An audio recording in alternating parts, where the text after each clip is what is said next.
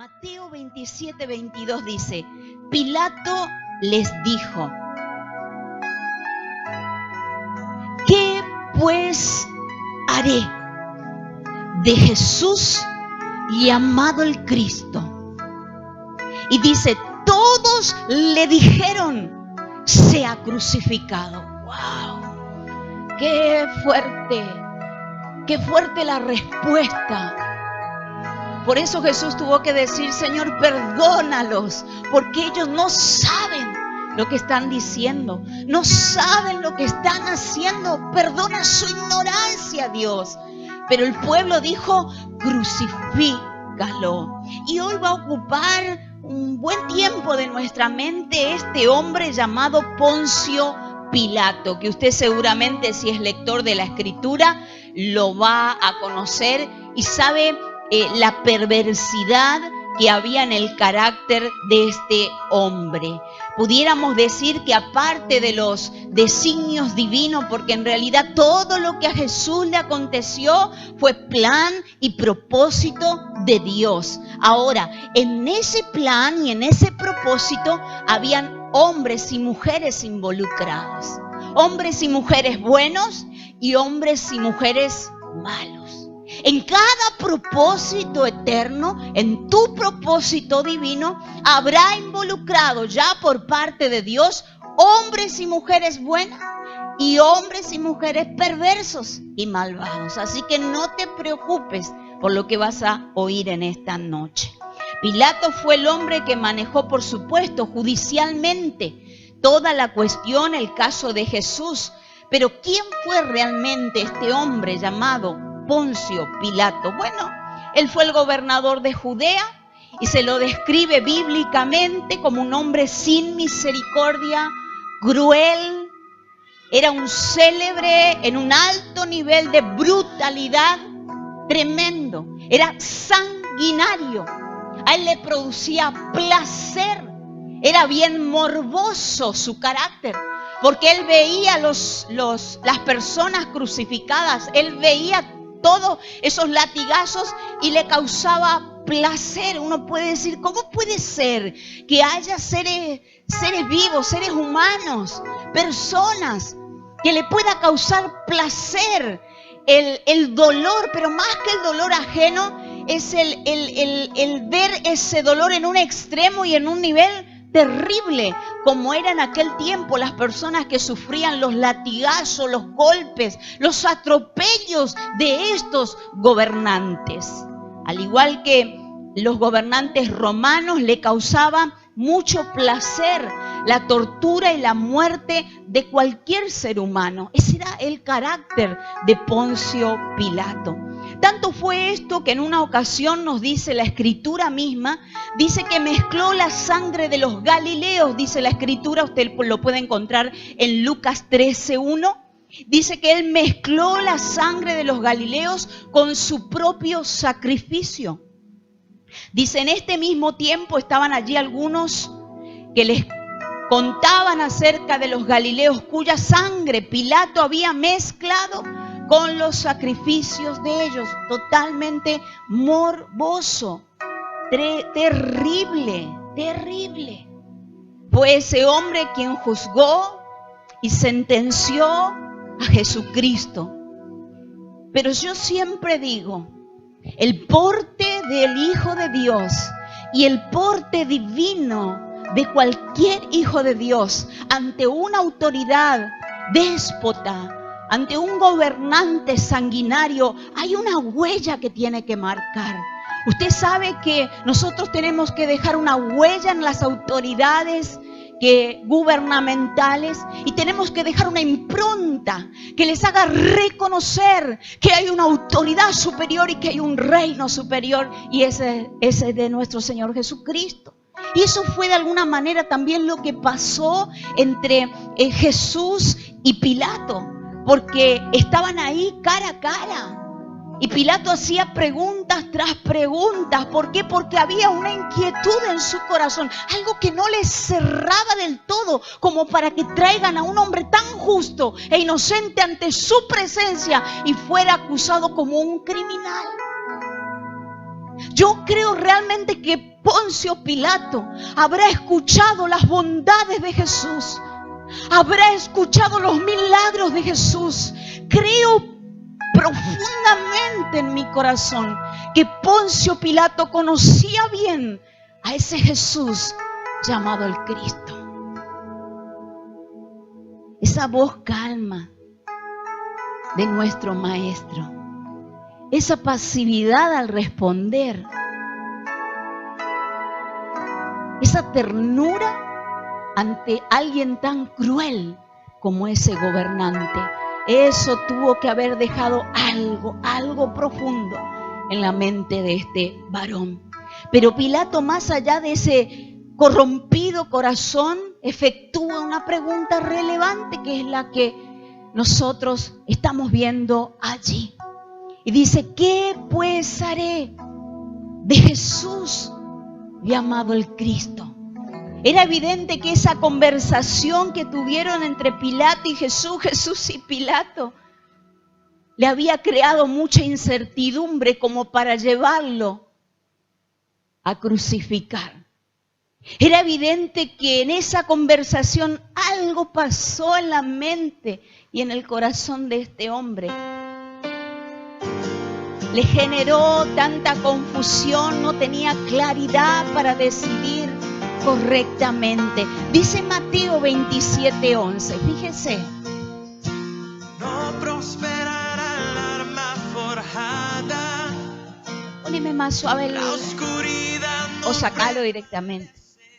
Mateo 27:11, lo tiene ahí, dice: Jesús pues estaba en pie delante del gobernador y éste le preguntó diciendo: ¿eres tú el rey de los judíos?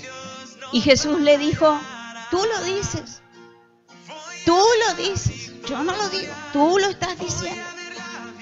No es suficiente estar en la presencia de Jesús y tener una actitud vacilante, indefinida. Mucha gente no toma ningún riesgo con Jesús sencillamente por el temor a sus tradiciones y costumbres o a la posición social que ocupan. Saben de Jesús, pero prefieren mantener cierta distancia en relación con Él. La primera pregunta que Él le hace es esta: ¿eres tú el rey de los judíos? Tú lo dices, le dice. ¡Qué tremendo! Quizás si nosotros hubiéramos respondido a esa pregunta de otra manera, pero Jesús fue calmo. Se presentó ante esta autoridad con pasividad, con tranquilidad. En Mateo 27:12 dice lo siguiente: los sacerdotes principales y los líderes del país acusaban a Jesús delante de Pilato, pero Jesús no respondía nada. Pilato le preguntó: ¿no oyes todo lo que dicen contra ti? Y como Jesús no respondió nada, el gobernador se quedó asombrado. Fíjese cómo a veces nosotros malinterpretamos porque estamos en un sistema totalmente corrompido y que va en una corriente totalmente opuesta, contraria a la del reino de Dios. Nosotros ante acusaciones respondemos, nos levantamos, somos violentos, pero Jesús dice que no respondió nada.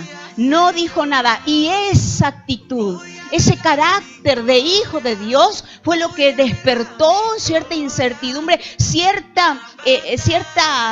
asombro, como dice la Escritura, en la vida de este gobernante. Dice el 14, como lo leemos allí: y como Jesús no respondió nada, el gobernador se quedó asombrado. Asombrado. Cuando usted vaya a presentarse a alguna autoridad, aquí tiene una fórmula correcta: haga silencio. Ante las acusaciones que son falsas, haga silencio. Haga silencio. Podemos aprender tantas cosas, porque Pilato era un hombre acostumbrado a oír y a escuchar a aquellos que estaban sentenciados a muerte, al igual que Jesús. Pero Jesús cambió por completo ese panorama y ante tantas acusaciones y blasfemias de líderes religiosos, simplemente opta por no decir nada. No diga nada. Cuando usted se vaya a presentar a alguna autoridad, a veces nosotros llevamos ya pensado y armado todo una idea de lo que vamos a decir. Bueno, hoy Dios te enseña algo, una estrategia divina. No digas nada. No digas nada, sé silencio. Si vos te defendés, Dios no te va a defender. Si vos haces silencio, Dios se va a levantar por ti. Dios se levantará por ti. Dice la Escritura, durante la fiesta de la Pascua, el gobernador tenía la costumbre de poner en libertad a uno de los presos. El que el pueblo quisiera, cuenta la Escritura.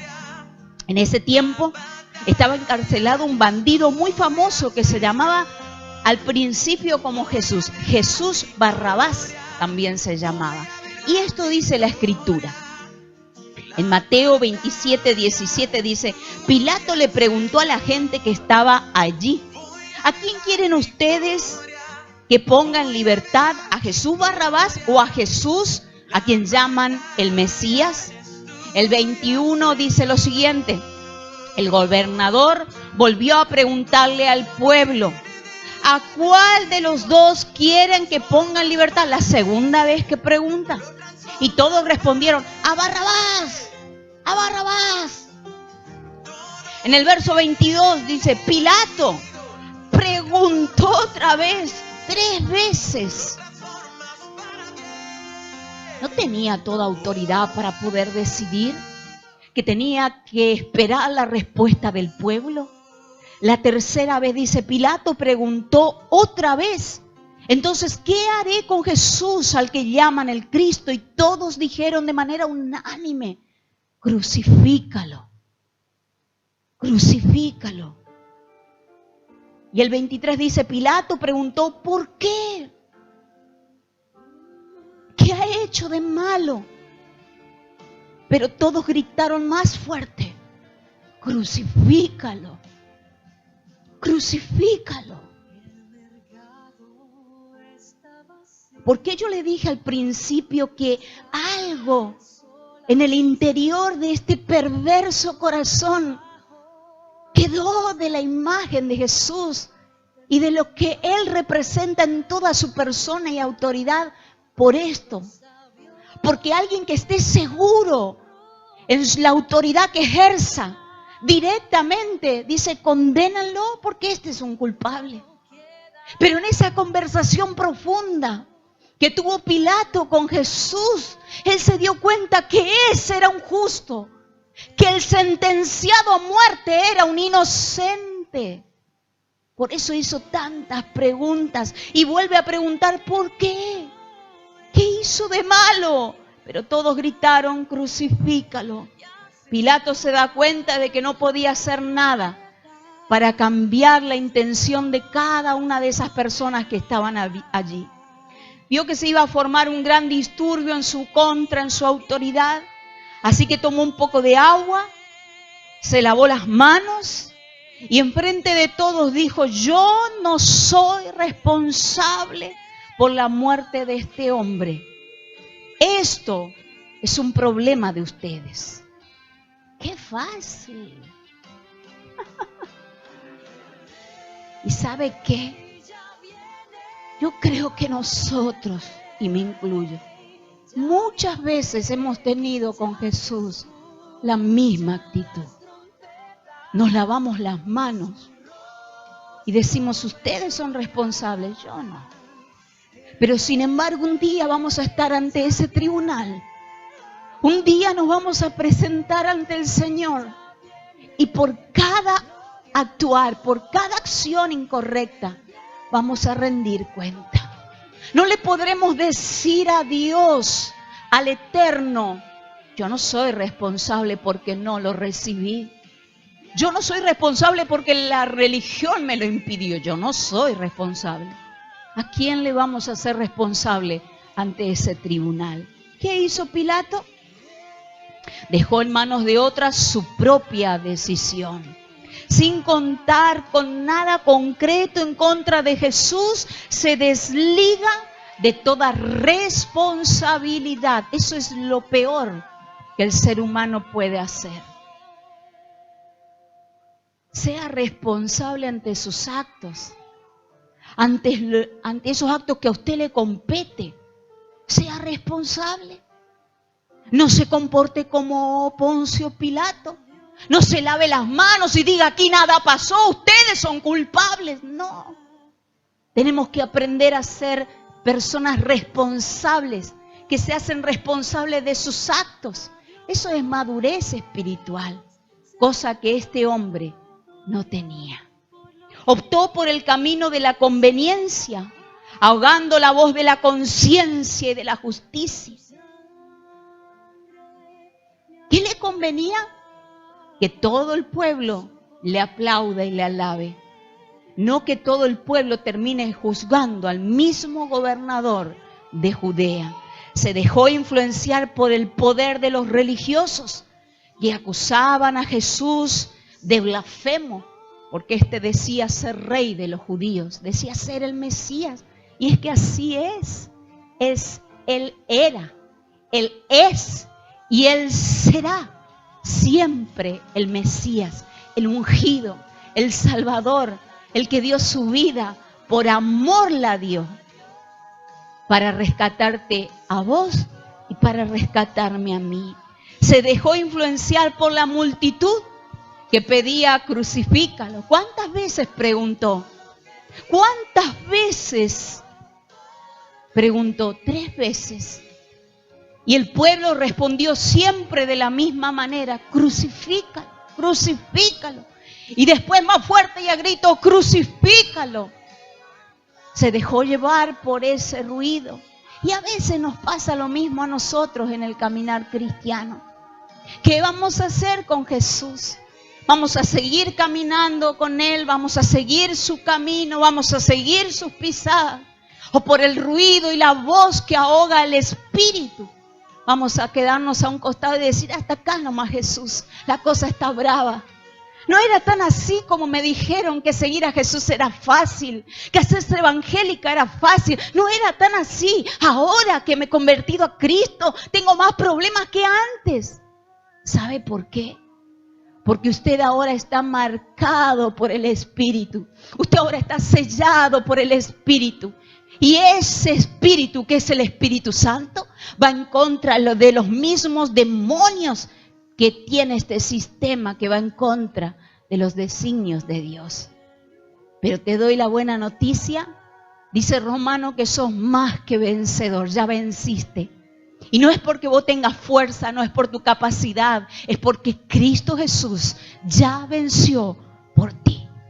Toda su autoridad se vio reprimida por temor y por disturbios a la masa. El miedo lo paralizó y su actuar fue incorrecto. Y a veces nosotros también así nos movemos de acuerdo a la masa, a lo que la masa dice, a lo que la multitud quiere. ¿Y sabe qué? Este camino es camino de valientes. Este camino a veces se camina solo. A veces usted quiere que muchos estén a su lado, no hay nadie físicamente. El único que siempre quedará y nunca te dejará será el Señor. Porque Él ha prometido: yo no te dejaré, yo no te desampararé, estaré contigo todos los días, hasta el fin. Entonces, cuando usted vea en este camino que los hermanos, el mejor hermano que usted le tenía como un amigo del alma, ya no camina con usted, no se preocupe, es una cuestión de él o de ella. Siga usted mirando la cruz y firme caminando. Siga a Cristo, siga a Cristo, siga a Cristo. Y definió la causa lavándose las manos. Mi pregunta es: ¿qué hará usted con Jesús? ¿Qué hará usted con Jesús? Y esta pregunta puede ser para un principiante, para alguien que nunca ha tenido una experiencia con Jesucristo y no entiende por qué un inocente fue a un madero y fue torturado al punto de latigazos y quebrantado. ¿Y por qué tanto dolor sobre Jesús? ¿Sabe por qué? Porque cada uno de esos latigazos y ese quebrantamiento y esa corona de espina y todo lo que Él padeció era para nosotros, era para mí y era para usted. Él consiguió en esa cruz su perfecta paz y mi perfecta paz. Fue molido, fue quebrantado, pensando solamente en su vida y en la mía. Yo cada vez que pienso que mi rostro en un segundo pudo haber pasado por la mente de Jesús, digo, Señor, realmente soy inmerecedora de esto. Por eso se llama gracia. Gracia es favor no merecido. Ni usted se lo merece, ni yo me lo merezco. Nadie merece lo que Cristo hizo en la cruz. Pero sin embargo, nos otorgó de esa manera salvación, plenitud y vida eterna. ¿Seguirá negando usted la existencia por conveniencia? ¿Seguirá usted negando cada vez que Jesús le pregunte qué vas a hacer conmigo? ¿Cuándo te vas a decidir por mí? ¿Cuándo vas a tomar la cruz seriamente? ¿Cuándo? ¿Permitirá que las costumbres religiosas que nos han inculcado a todos por años y por años, a ese Cristo crucificado, cuando en realidad en ese madero ya no está, Él ha resucitado y está sentado a la diestra del Padre, gobernando allí, y desde allí ese justo sigue intercediendo por cada uno de nosotros cada vez que la erramos? Se dejará influenciar por la multitud, la hostilidad humana, los amigos, la familia, los compañeros de trabajo que se burlan de la fe, que reprimen tu vida y el poder que Dios te ha dado. ¿Vas a dejar todavía que todos ellos influencien sobre tu vida de fe? ¿No te animás a hablarles de Cristo por temor a que se burlen? ¿Sabe qué? Jesús también sufrió la burla.